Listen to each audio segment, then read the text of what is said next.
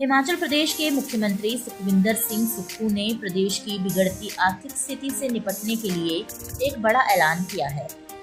उन्होंने खुद मंत्रियों और मुख्य संसदीय सचिवों के साथ अगले 2 महीने तक अपने वेतन और भत्ते नहीं लेने का फैसला किया है।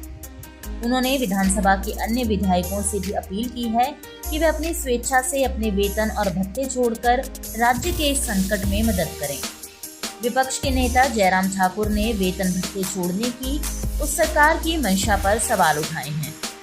उन्होंने घोषणा में वेतन भत्ते छोड़ने नहीं बल्कि विलंबित करने का निर्णय लिया गया है। बेहतर होता कि मुख्यमंत्री सीपीएस, कैबिनेट व निगम बोर्डों की खड़ी की गई फौज को हटाते है कि सिर्फ 2 महीने के लिए डेफर करेंगे, यानी कि 2 महीने के बाद लेंगे, 2 महीने तक नहीं लेंगे, यही बात कही है। और मैं समझता हूं कि इस सारे विषय को लेकर के सही तो ये था कि मुख्यमंत्री जी जो अपने सीपीएस बनाए हैं, जिनको हम मानते हैं कि वो अनकॉन्स्टिट्यूशनल है, मामला कोर्ट में लंबित है, उनको हटाते तो मुझे लगता है कि तब ये 2 महीने डिले करने की आवश्यकता भी नहीं पड़ती है, जो सैलरी और अनाउंसेस की अगर बात कही है उनने। लेकिन इसके अलावा शुरुआत करनी है तो उनके चेयरमैन बने हैं, उनके सीपीएस बने हैं, वहाँ से शुरुआत करनी चाहिए थी। मैं सारी चीज़ को लेकर के ज़्यादा भी कहना नहीं चाहता, मैं थोड़ा सा अध्ययन कर लूँगा क्या उनने उसमें लिखा है, क्या उनने बात कही है। लेकिन इतने मैं ज़रूर कहना चाहता हूँ, प्रदेश की आर्थिक स्थिति को खराब करने में कांग्रेस की सरकार ने कोई कसर नहीं। हर व्यक्ति कैबिनेट रैंक के साथ, हर व्यक्ति कैबिनेट रैंक के साथ, एक तो ये बात। और दूसरी बात, जहाँ प्रयत्न इस दिशा में होने चाहिए, जैसे आज एक्साइज को लेकर के उनने बहुत बड़ा शोर करने की कोशिश की। हकीकत बताइए, सच्चाई बताइए, सच्चाई क्या है? हकीकत ये है कि जो हमारा लास्ट फाइनेंशियल ईयर था जिसमें मैं मुख्यमंत्री था, उस वक्त इंक्रीज 23%, 23 पॉइंट कुछ हुई है उस वक्त इंक्रीज।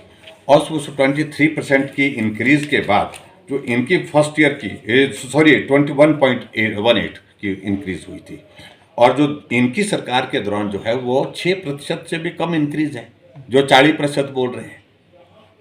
ये झूठ बोल करके क्यों गुमराह करने, क्यों मालूम नहीं पड़ता कि सबको? अगर इतना रेवेन्यू इन्होंने इकट्ठा किया तो आज मालूम ये स्थिति नहीं होती। लेकिन हकीकत तो ये है हिमाचल प्रदेश में कि ये सरकार सत्य बोलती नहीं है, आंकड़ों को छुपाती है, झूठ बोल करके सत्ता में आई है, झूठ बोल करके हमेशा मैं कहता हूँ कि सत्ता चलाना चाह रही है। लेकिन हकीकत ये है कि एक्साइज पॉलिसी में बहुत बड़ा गड़बड़ हुआ है, बहुत बड़ा घोटाला है। ये बहुत बड़ा घोटाला इसलिए है क्योंकि छोटी यूनिट बंद करके बड़े बड़े ठेकेदारों को लाभ लेने के लिए उन्होंने योजना बनाई और उनके साथ बैठ करके रेट भी तय कर दिए। ऐसे कैसे होता है कि बिडिंग में 10,000 15,000 का फर्क हो? जो रिजर्व प्राइस रखी गई थी, 5 स्थान तो हिमाचल में ऐसे हैं जहां पर रिजर्व प्राइस से भी कम पैसा जो है पैसे पर बिडिंग हुई है। और मेरा तो मानना है कि अगर रिजर्व प्राइस से कम होती तो बिडिंग वो कैंसिल होनी चाहिए थी, फ्रेश बिडिंग होनी चाहिए थी वहां पर, एक्सेप्ट क्यों की?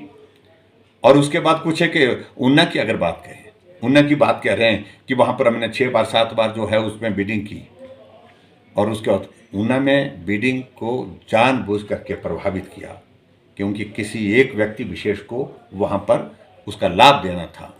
और ये सब जानते हैं, पूरा हिमाचल जानता है कौन नेता है जिसके प्रभाव में वहाँ पर वो काम किसी को दिया गया और काम उसको किस तरह से संचालन कर रहे हैं, ये भी सारी बातें सबको मालूम है। मैं इससे ज़्यादा कुछ नहीं कहना चाहता हूँ। वीडियो से जुड़े रहने के लिए धन्यवाद। हमारे चैनल को सब्सक्राइब कीजिए अभी।